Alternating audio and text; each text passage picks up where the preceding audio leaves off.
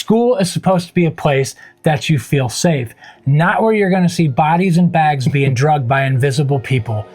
When you put Freddy in a nutshell, he literally is a child's worst nightmare. Many people consider the first Nightmare to be the best of the franchise, but when fans talk about their favorite, Dream Warriors almost always comes up. So which movie deserves the top spot? To find out, we're about to rewatch, review, and rank the entire Nightmare on Elm Street franchise, one film at a time. Starting with Wes Craven's 1984 masterpiece, A Nightmare on Elm Street. Now, being born in the 80s, both myself and Dante, we grew up on these movies. And of course, watching them as an adult can be quite different than watching them as a kid. But either way, we're going to do our best, and we'd love for you to follow along with us. So if that sounds good to you, hit that subscribe button. But remember, don't fall asleep. Let's talk about the Freddy factor. As you all know, Freddy Krueger evolves over the franchise from pure evil to comical and sometimes a mixture of both. I feel like in this film, he's at the most evil that he is throughout the entire franchise, in my opinion. There's other sides to him as well, like you mentioned. He was very pervy and creepy. Kind of borderline sexually deviant. It kind of leaves you on the edge of wondering like what his agenda is. As far as his looks go, his makeup changes a lot throughout the franchise, but I think he always looks pretty evil and creepy. And the fact that he's in your nightmares, when you put Freddy in a nutshell, he literally is a child's worst nightmare. You are all my children now. I'm gonna split you in two. Come to Freddy. This is God. So of course we got to talk about one of the most important parts of any horror film is the opening. This did a really great job bringing you into it. Some guy, you can't see his face. He's making this crazy glove with blades on it. And the fact that they jumped right into a nightmare, that's a bold move in any horror movie because you can kind of lose your audience right away.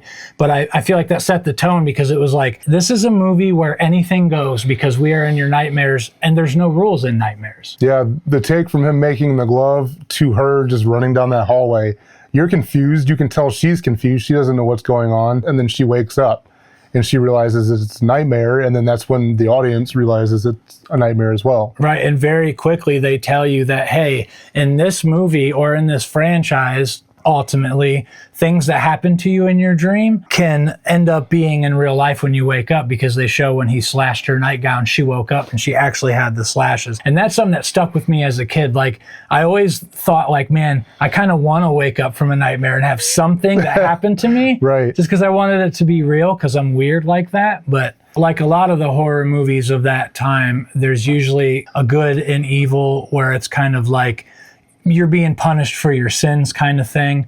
And I know they show the sheep at the beginning, which is kind of the introduction to that. The Messiah from the Bible. Right, exactly. And of course, we can't talk about a Freddy movie without talking about the amazing practical effects and dream sequences. And this movie does not shy away from them. It's kind of mind-boggling how many they actually have when you think about the work that goes into each one. And they just keep giving them back to back to back to back. There's so many of them. And one of my favorites, because I know the backstory of it, is when Freddy pushes himself through the wall. That's a couple dollar piece of spandex. And when you watch it, pay close attention, you cannot tell. Like, you can't tell where it's hung up on the wall or anything. Literally looks like he's coming through the wall. It's insane. One of my favorite and most memorable parts, which you said isn't your favorite. Yeah, I just... Freddy Long Arms. I was just thinking to myself, why? But it's a dream. I mean, anything goes, right? So they're just like, let's do something crazy. I suppose so. And I thought maybe that was another religious thing, like the crucifixion of Jesus Christ. Being and all crucified. That. Yeah. I'd like to think that it is because that makes it even cooler. Yeah. You can't forget about Freddy cutting off his fingers. And I know in the first film, every time he bleeds, it's green. I don't know if that's consistent throughout the franchise, but I love anytime he cuts himself and shows anything, it's always like maggots and green blood or green ooze, and it's just nasty, man. I don't know why we were watching these when we were like 6 years old. Yeah, but, 5 or 6. Loved them. And probably one of the most infamous kill scenes in the entire franchise is Tina being killed in her sleep being drug across the wall, the ceiling. It was terrifying as a kid, and it's still pretty gruesome to watch now. I know now as an adult, when I watch it, I'm like, why is Rod just sitting on the floor like, Tina? Like, bro, get on the bed and pull her ass down. Like, yeah, for the time of that movie, 1984, that, in my opinion, was probably one of the greatest, if not the greatest, kill scene of that time, of that era. It was definitely the bloodiest. It was definitely the most interesting, and I had never seen anything else like that. The only thing that ever came close to that, in my opinion, was like the Evil Dead kills. Yeah. One of the things that sort of made schools creepy is the scene with Tina in the body bag when Nancy falls asleep in the class because she's so tired. Like, that's what made me fall in love with haunted attractions that they have at schools, like haunted schoolhouses. Where's your path? It's the contrast. It's just like when you have a horror movie on Christmas. Christmas is full of joy, happiness, everybody comes together. School is supposed to be a place that you feel safe, not where you're going to see bodies and bags being drugged by invisible people. The hand coming up through the legs doesn't really do anything for me. I know it's like the most iconic fucking scene. It made me fear taking a bath, that something was going to come up under the water when I would take baths. So Nancy goes to her window in the next dream sequence, a little bit prior to her falling asleep, but she's startled by Glenn sneaking up the trellis full of roses. She asks him to basically watch her. She's going to go find someone in her dream. And this is before she really opens up about who she's dreaming about and what's going on, basically. And if this is the first time you're watching this movie, you're confused by what's going on, because she says she's going to go find somebody, and then it just cuts to her walking out the front door, and she's yelling, "Are you there?" And then Glenn pops out from behind a tree, and you're not sure what's going on. So then we end up finding out that she's headed to the jail to go check on Rod. She sees Rod sleeping there, and then Freddy pops in, and she's yelling, "Are you there? Are you there?" She's trying to find Glenn. Glenn's nowhere to be found. And then she looks back, Freddy's gone, and then Rod wakes up. That's when we see Tina's body with the millipede coming out of her mouth and the pile of muddy snakes at the bottom, which irks me every time. Are you sure they're snakes? Maybe they're eels. They could be eels, but Eels live in the mud. probably. They just look like muddy snakes to me. They're called meals. We'll put the clip on and we'll see. What do you guys think? Are they eels? Are they snakes? Or are they meals? Freddy chases her back to the house, and we get the infamous stair scene, the sticky stairs, which I believe was made out of like oatmeal and Yeah, I think it was oatmeal. yeah. And it's interesting because if you watch, when she takes her first step and gets stuck in the stair, you can see the stair on top of it like already the has puddle. the puddle of substance on there real quick, but you can see it if you pay attention. She ends up tussling with Freddy and then wakes up in her bed pissed off at Glenn because he fell asleep. Yeah. Nobody ever listens when anyone ever says, "Don't fall asleep and watch me." They just zonk out like it's no big deal, like nobody's dying. This dream sequence, we believe to be the only time in the entire franchise where they use an item in real life to kill somebody, because the sheet kind of turns into like a little slithering snake, wraps itself around Rod's neck, and it hangs him, which is clever too, because now it looks like a suicide, which is kind of common to happen in jail, so it's not going to be questioned. You know what I mean? Absolutely. I think that's the only time something from the real physical world was used to kill somebody. I am pretty sure of that as well. So Nancy's mom has had enough. She wants to get her mental health because she's convinced something's going on up here. And when they take her to do the sleep study, they didn't try real hard with the wires hooked up to her, because they got the chin wire down at the bottom of her chin, to test her chin movements to see if she's having nightmares. I always found that kind of funny, but the test is normal at first. And then she gets deeper into sleep, and things start getting a little out of control. So this is the first time that there is a dream sequence where there's no cut to any kind of action. She wakes up and she's got Freddy's hat, and they all look kind of puzzled about it.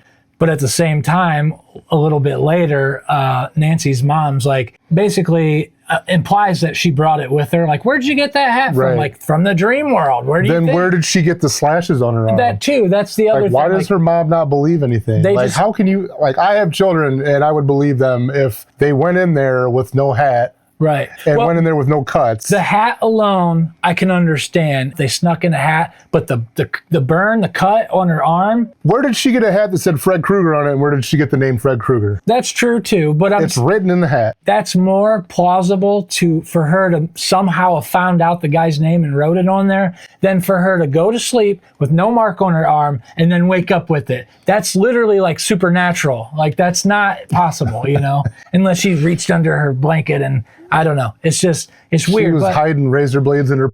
yeah, that's what she was doing.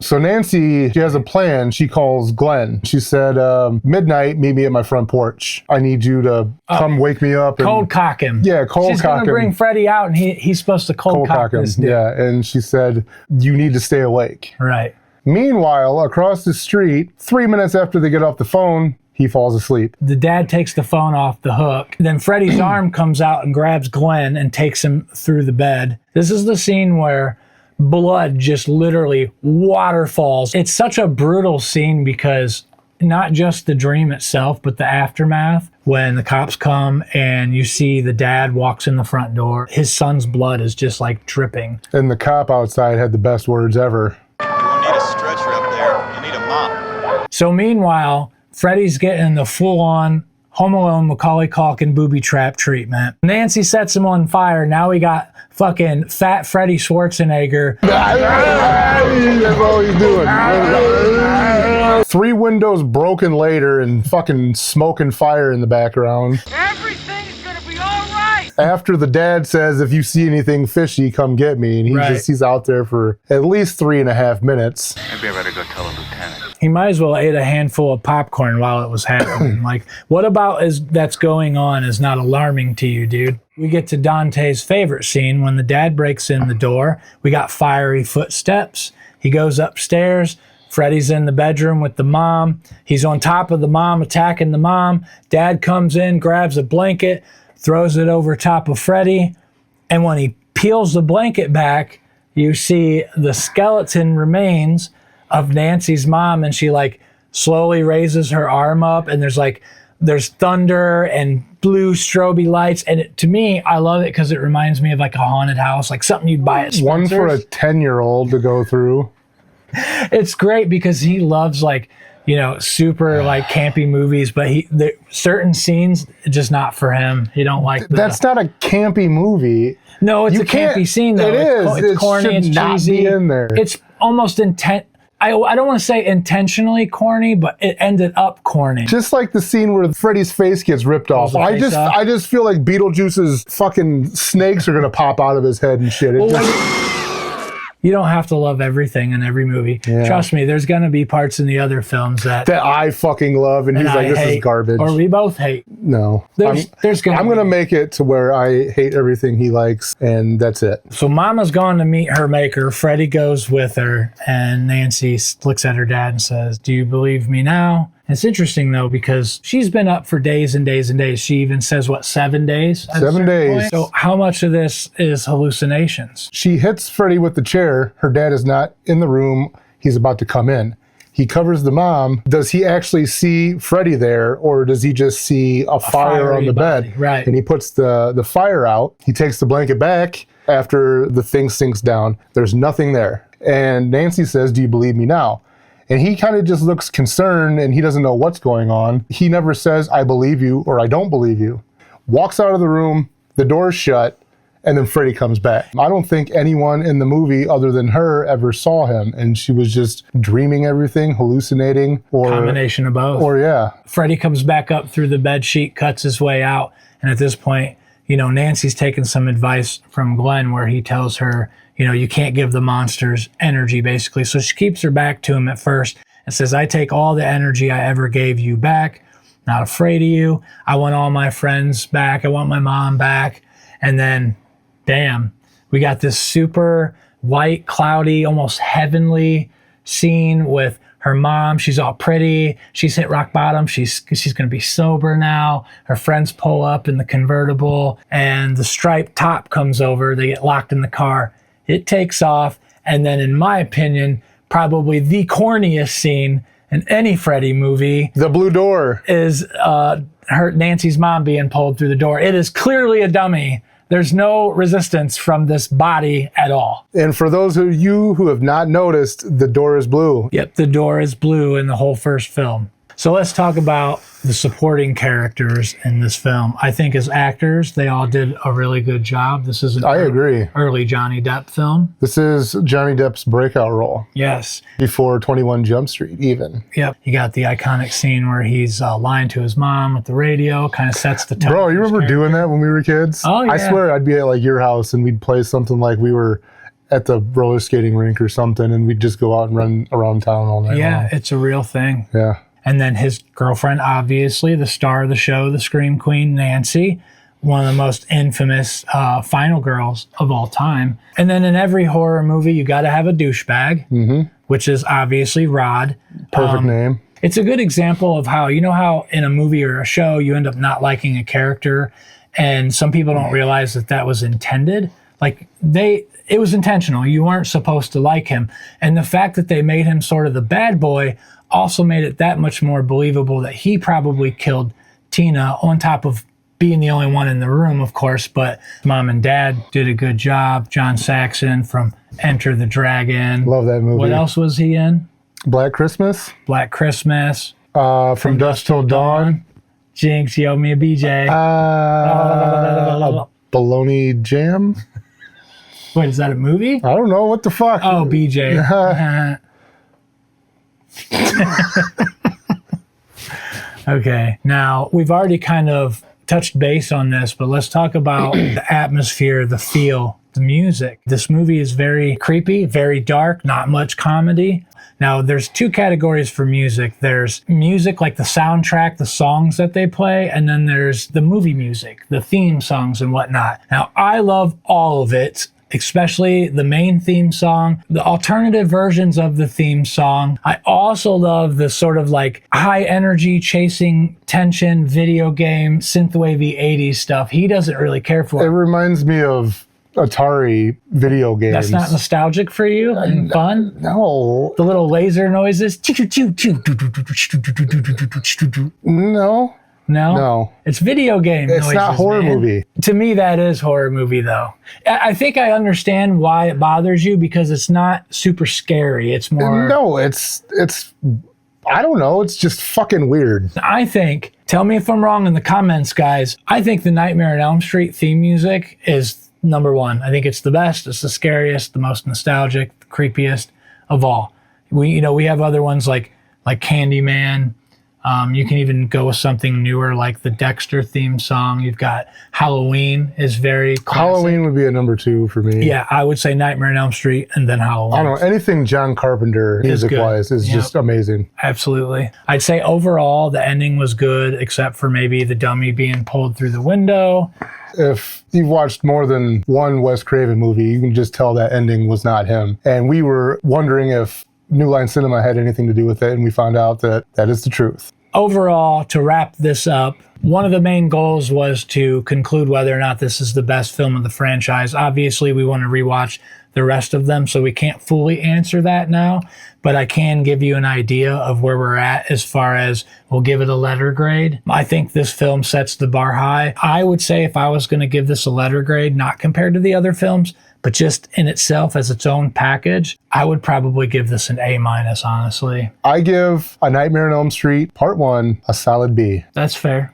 That's a good grade. So that concludes the first Nightmare on Elm Street installment. If you don't want to miss the next Nightmare on Elm Street Part 2, Freddy's Revenge, just tap the bell so you don't miss when the next video comes out. Can't wait to see you on the next one, guys. Thanks for hanging out with us. I'm Stanley. I'm Dontae. This is Channel 116. Out. Hey!